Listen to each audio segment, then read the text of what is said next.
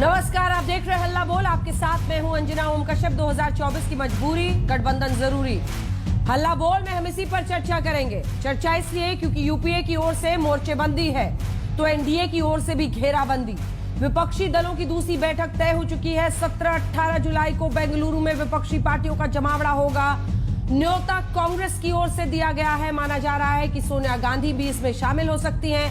कुछ नई पार्टियों को बुलाया गया है। दूसरी ओर मॉनसून सत्र की शुरुआत से पहले बीजेपी भी ताकत दिखाने की तैयारी कर रही है। 18 जुलाई को एनडीए नेताओं की बैठक बुलाई गई है। 19 जुलाई को एनडीए के फ्लोर लीडर्स की बैठक है। तैयारी 2024 की है, लिहाजा हम आपको एक तरफ दिखा रहे हैं कि 2019 में 190 सीटों पर कांग्रेस और बीजेपी में सीधा मुकाबला हुआ। 190 सीटों में से 92% स्ट्राइक रेट के साथ बीजेपी ने 175 सीटें जीत ली थी। आपको हम ये भी दिखा रहे हैं कि 175 सीटें ऐसी थी जहां बीजेपी और दूसरी पार्टियों का सीधा मुकाबला था।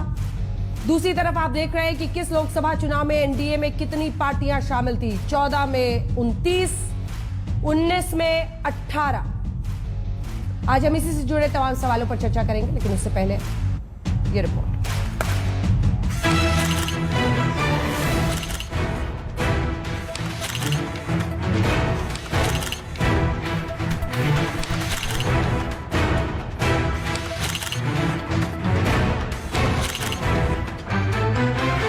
पिछली बार नीतीश कुमार का न्योता आया था और इस बार कांग्रेस अध्यक्ष मल्लिकार्जुन खड़गे ने बुलाया है। 2024 की जंग की धार तेज हो रही है। विपक्ष की महाबैठक की मेजबानी इस बार कर्नाटक की जीत पर सवार कांग्रेस पार्टी कर रही है और माना जा रहा है कि इस बार इस महाबैठक में आएंगी यूपीए की चेयरपर्सन सोनिया गांधी। तारीख तय, जगह तय, मेहमानों की लिस्ट भी बढ़ गई है। 24 राजनीतिक दलों के अध्यक्ष इस बैठक के लिए 17 और 18 जुलाई को बेंगलुरु में होंगे। बैठक में 3 कोर मुद्दों पर चर्चा होगी।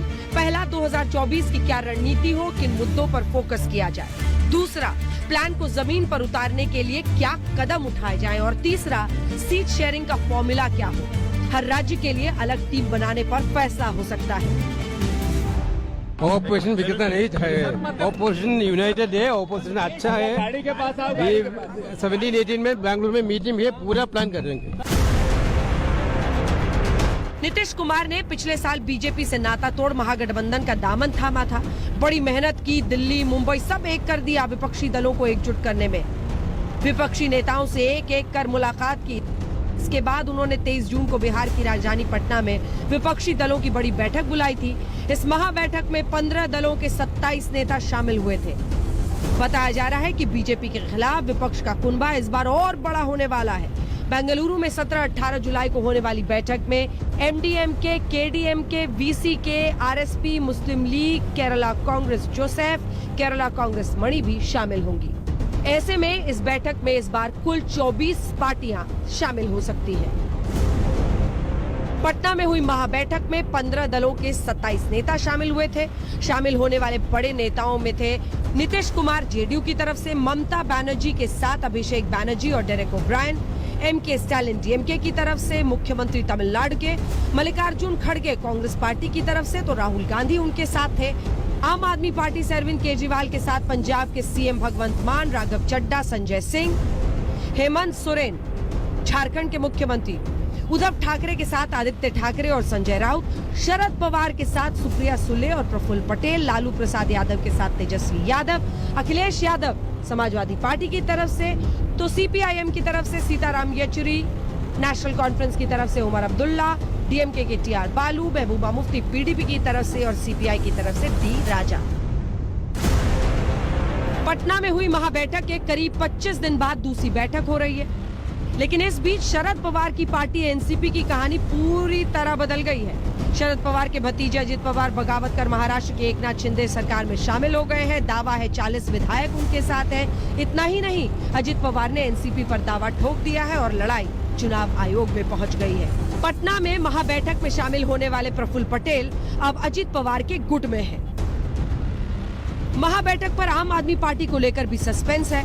अरविंद केजरीवाल पटना की बैठक में शामिल तो हुए थे, लेकिन दिल्ली अध्यादेश के मुद्दे पर चर्चा न होने से नाराज होकर संयुक्त प्रेस कॉन्फ्रेंस में शामिल हुए बिना ही पटना से लौट आए थे। इस बार कांग्रेस ने आपको न्योता तो भेजा है, लेकिन कांग्रेस पार्टी का अध्यादेश पर रुक जाने बिना आप शायद ही बैठक में शामिल हो।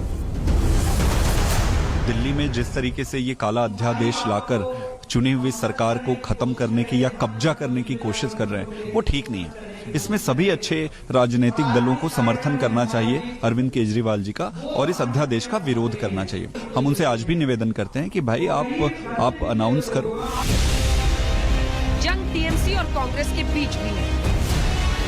बंगाल में पंचायत चुनाव नहीं, ये सिर्फ एक प्रहसन है। ये आम लोगों के साथ मजाक किए जा रहे हैं, और ये सब जानबूझकर सत्तारूढ़ पार्टी, साथ में पुलिस बल और बंगाल के चुनाव आयोग सब मिलकर ये बंगाल के लोगों को लोकतंत्र के अधिकार छीन लिए जा रहे हैं।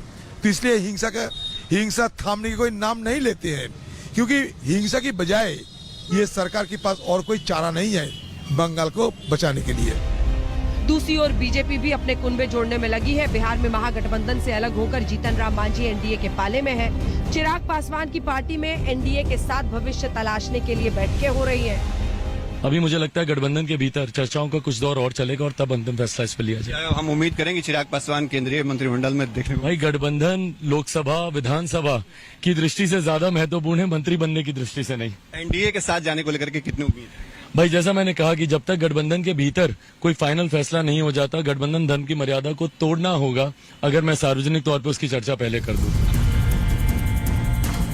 मॉनसून सत्र से पहले 19 जुलाई को एनडीए पार्टियों के फ्लोर लीडर्स की बैठक बुलाई गई है। देखने वाली बात होगी कि विपक्षी एकता को मात देने के लिए क्या रणनीति तैयार होती है।